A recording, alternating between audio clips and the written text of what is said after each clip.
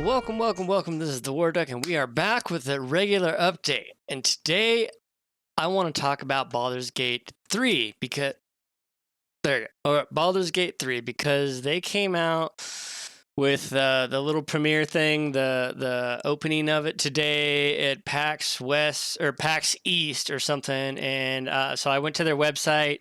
I got their little video off there. It's on YouTube. I think it's on the Stadia YouTube, but I'll put a link down in the description because this is not my video. This is Stadia's video. This is the world premiere of Baldur's Gate 3. So what I want to do is I want to watch the intro or the intro here, and then they're going to show a little bit of gameplay, and then I want to talk about the 13 things from Toyota, which I'll put down the link also about what they pointed out about this game. I'm super excited about this game. This is a game I've been waiting for a long time, and yes, it's co-op, and I can't wait to play this with friends. It's going to be so much fun. So let's get over here and take a look at this game. Okay, so here we go. This is the world reveal of Baldur's Gate 3 off the Stadia YouTube page, which I'll link down below. This video is also on the Steam page, but whatever.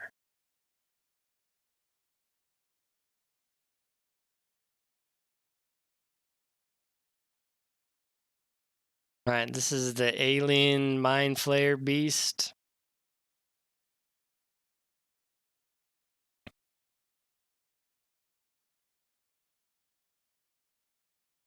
Looks like they're trapped in cocoon. Oh, that must be you. You're looking out of his eyes. That's awesome.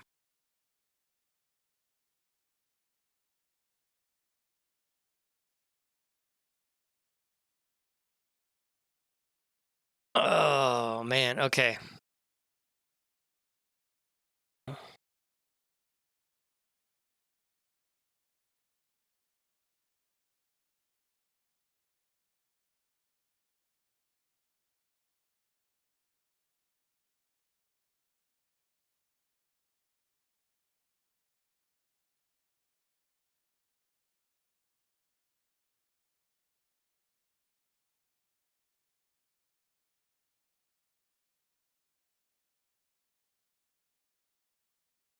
Oh, my God.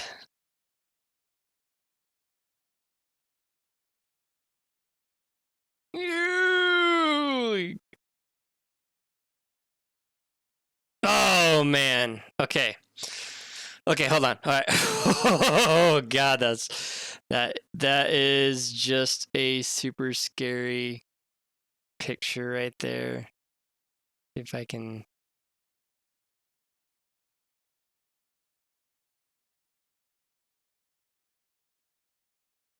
Okay.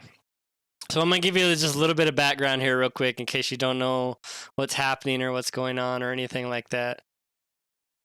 But let's get this stopped on a nice little. Okay. Whew. Okay, so the mind flayer is like this mind control alien thing that has shown up in this medieval Dungeons and Dragons world of Baldur's Gate.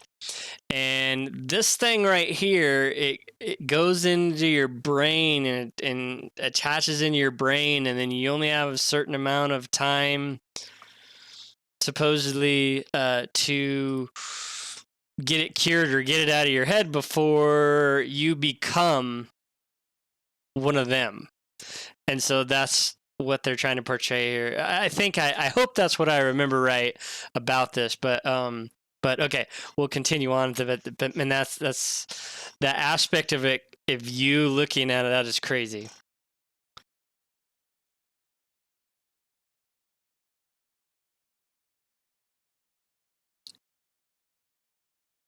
Okay, so here's a little bit of the gameplay that they showed off. Character customization. I want to kind of go. I don't really want to show you. All right, so. All right, there's still okay. So they go through. Okay, So he was showing you about, well, actually in the game. Okay, here's the next part of the, that's right after he put it in your eye.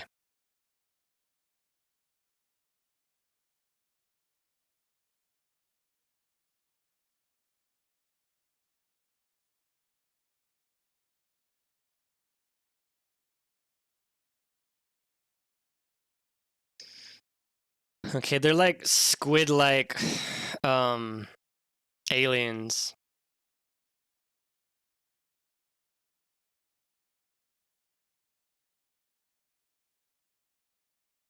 Okay, now you gotta remember, this is like medieval times, and you have this alien squid spaceship showing up over your town. City guard. Looks like he's gonna go try to ring the bell to warn everybody.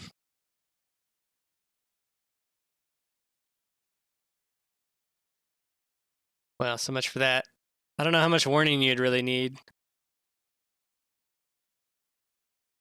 So he's capturing people to turn them into more of them.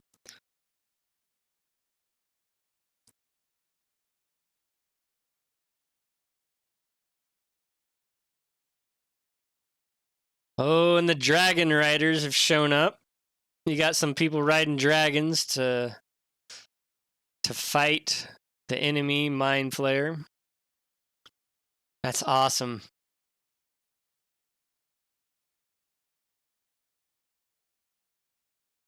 They should turn this into a movie. This should be a movie, like The Witcher.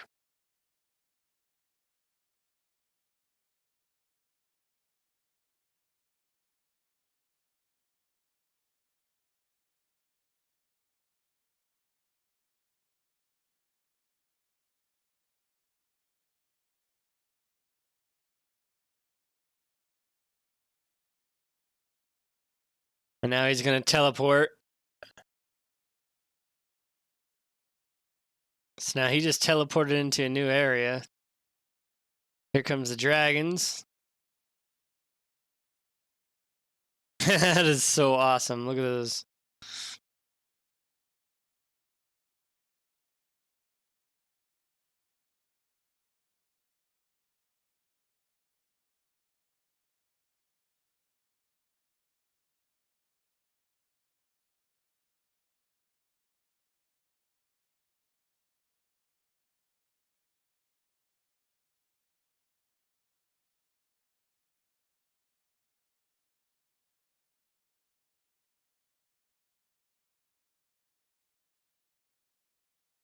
Boom! Okay, that ship is... Ooh, did it... Looked like it got destroyed, but it might not have. I don't know.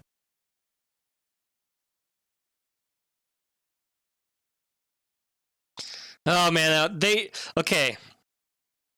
Netflix, if you can hear me, if anybody in Netflix, I know you just made The Witcher and it was great, but now you need to do Baldur's Gate 3, which would just be tremendous.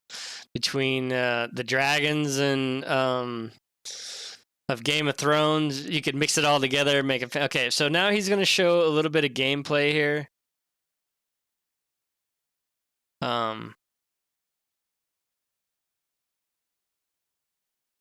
It's turn-based per team, but other people can control their own character, so you can play multiplayer. He's just playing single player right here.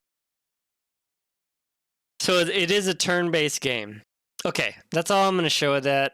Okay, so like I said, this is on Stadia's YouTube page. So if you want to see all the gameplay and all that other stuff, go check it out on their website or on their YouTube page. But what I want to show now is, okay, so I know I'm going to butcher this, but Kotaku, I hope that's right. They did a little write-up, 13 things you should know about the excellent-looking Baldur's Gate 3. And I just want to touch on those. He says goodbye to old school combat. This is a turn-based system similar to Divinity, but they're doing like team-based. So there is dice rolling in this game. sort of. And so like it'll be one team versus the other team, not individual players going at different times. Okay. He says there's shoving and jumping, so that can create different scenarios that you may want to try in combat. That is pretty awesome. You can see people's faces. It says, whereas Conversation Divinity Original Sin 2 unfolded through text with an invisible narrator described each scenes that happened, Baldur's Gate 3 takes a bigger budget approach. So basically, you'll see the people talking, and they'll talk in front of you, and then it'll have the text down there so you can kind of see what's going on. That's pretty cool.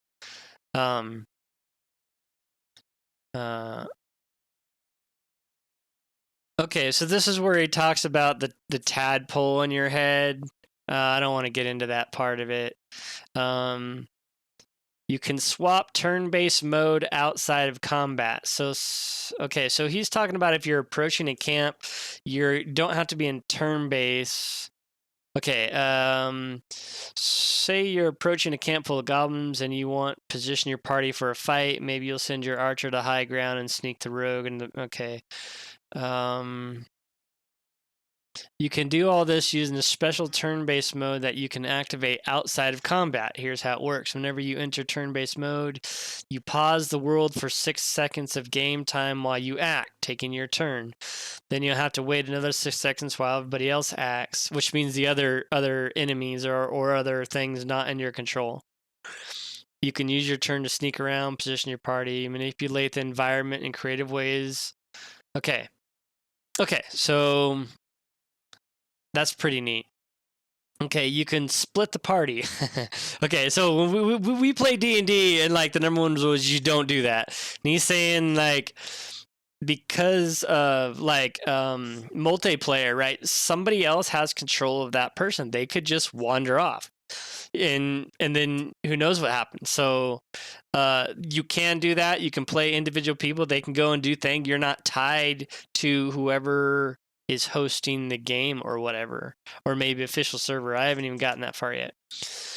Okay, so Baldur's Gate 3 is set 100 years after Baldur's Gate 1 and 2, which are completely different types of games than this. So you don't have to have played 1 and 2 to know or to play this. There is some references stuff, but it's nothing that you need the background to play it. He says there's tons of secret everywhere, and so they want you to explore and to do things. And so part of what this game they want from it is just like D&D, where you can go and do anything you want. And so by you going and exploring something, you may find something, you may get yourself in trouble, who knows, but that just sounds completely awesome. I cannot wait for this game. It says failure can be pretty fun, so try different things, and just see. It's a living thing. People make mistakes, so it's going to be fun to try new things that nobody thought about or to see what kind of trouble you can get yourself into. You'll meet some ridiculous characters. Okay, this is kind of what I told you how to talk about. Dice are a bigger part of the game. So whenever you have a skill check, you have to roll a 20-sided die in the game to succeed. And so that's going to be very interesting because instead of you just being really good at the buttons, you're going to have to roll a dice and let fate take over. So if you're going to do something that requires a dice roll, who knows where that dice is going to go? Now, the thing about the dice is they said it's not in combat because that would take too long. But in combat, if you happen to roll a critical hit, it says you'll see an exciting little animation tied to the 20. So they're taking a very holistic look at this game and say this is a Dungeons and Dragons game, and the reason it's so much fun and people play it is because of these different scenarios and things. And so we're going to incorporate that in the game. It's going to use dice. It just won't be all in your face all the time. But I think that is so exciting and so awesome, and I cannot wait to play this game. Man, I'm really excited about this. Okay, says if you're playing a vampire, you might be tempted to eat your party members. All right, sure, whatever. Basically, I think, what is he trying to say here? Your origin story, you might wake up in the middle of the night super hungry, and then you're playing like you'll succumb to the urge to take a nice healthy bite at your member's neck. But didn't kill. Okay, so he's saying that if you're, because of the character you play and their origin story, you may do things to your party that they might not like, but you know, it happens. So this was talking about being a vampire and sucking some blood out of his neck. I don't know, whatever. We'll get into that when we play the game. But here's the other aspect of this game that I was super excited about, because a lot of games like, you know, Witcher, they take into account what happens on a limited basis. It kind of gives you different endings, but this one, they're taking a tad different approach to it. And because it's an RPG, I'm really, really looking forward to see how this is going to affect things. Because it says the game remembers everything. It has so many branches it feels like a forest. Some games have been more successful, no doubt, but it pulled it off as Larian's own Divinity Original Sin 2, which choices you make Act 1 might come back to haunt you 40 hours later. That makes that the makers of Baldur's Gate 3 say that they want this one to be even more elaborate. So, wow. Okay, so that's crazy. Even more elaborate than that. He says, if Baldur's Gate 3 is a Dungeons and Dragons campaign, the whole Larian is your DM. We get all these people with all these different ideas, and we try to be reactive as we can. That's a lot of building memory of game and remember what you've done. Killing a goblin prisoner might serve you well in the Druid Grove, but screw you over when you get to the goblin fortress. Yeah. Finding a cache of harpy treasure might lead you down a quest that most players will never start, and draining of the blood of one of your party members could have all sorts of repercussions later on. I am super excited about this kind of thing. This game to me is going to be something that I just cannot wait to play. Let me scroll back up. The name of this site is right here. I will put the links of the Stadia YouTube page and the link to this write-up because neither of them are mine. But I just wanted to show you guys what was out there, give them full credit for whatever they've done. This is a wonderful, wonderful write-up. I really think you should read it. It talks about a lot of stuff that I didn't really get into because I just wanted to hit a couple things here or there.